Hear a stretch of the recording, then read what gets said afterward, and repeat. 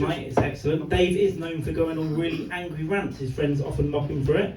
Bit of Tom Cruise syndrome. And like Tom Cruise, he's annoying. He may be closeted, and he has to stand in a box to kiss girls. That's sweet. Dave likes political. It's going to get sweeter.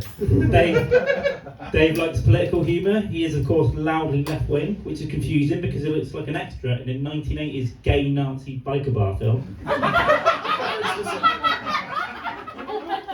Is that on Netflix? Disney. We're in Disney. Dave is a diminutive fellow. He stopped growing when his dad left 10 years ago. He lies about his height. Pinocchio's nose stops growing when he stops lying. Dave's legs grow only when he has a healthy relationship with his father. Okay, let's start with the obvious, the early start time of this night. There was never a birthday party, that was all a ruse. It was just to prevent Carl getting too drunk too early and throwing up on his shoes. I don't think Carl takes his creeping alcoholism seriously. After all, Dave's his sponsor.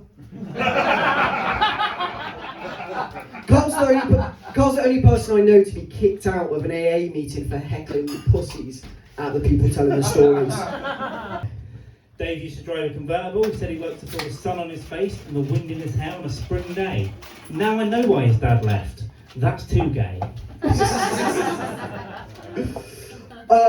Carl's not only a fat alcoholic, one of his main hobbies is shitting whilst out in public. Carl's dropped off more kids in strange pools than the unexpected mothers of Venice.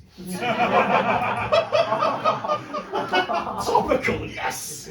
Carl once shat in a river. He's been doing more to pollute our riverways than the government's post-Brexit policy. Carl never told his mother that his brother decapitated the school chicken. And he never told his brother he fucked the corpse.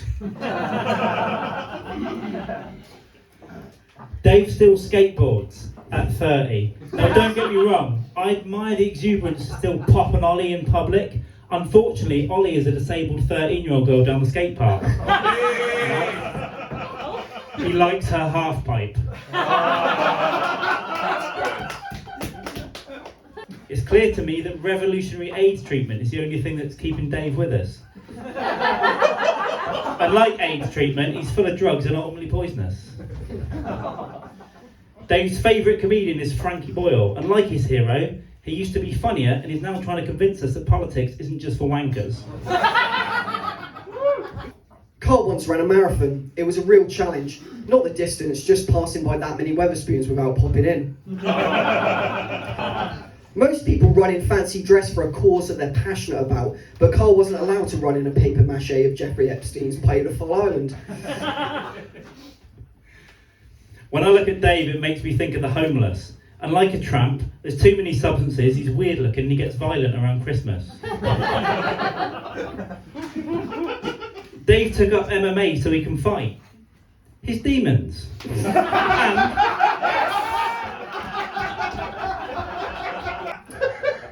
Carl's guilty pleasure is listening to Alicia Keys, who famously sang New York. Carl can relate to this because just like New York, he's got frequent sanitation issues and a persistent homeless problem. She also wrote Another Way to Die, which is conveniently the last thing Carl wrote in Google's search bar. Well, Dave's guilty pleasure is reality TV, which is perfect for him. He's fake, he's a voyeur, he edits out all the racism, and he'll wank on camera for a prize.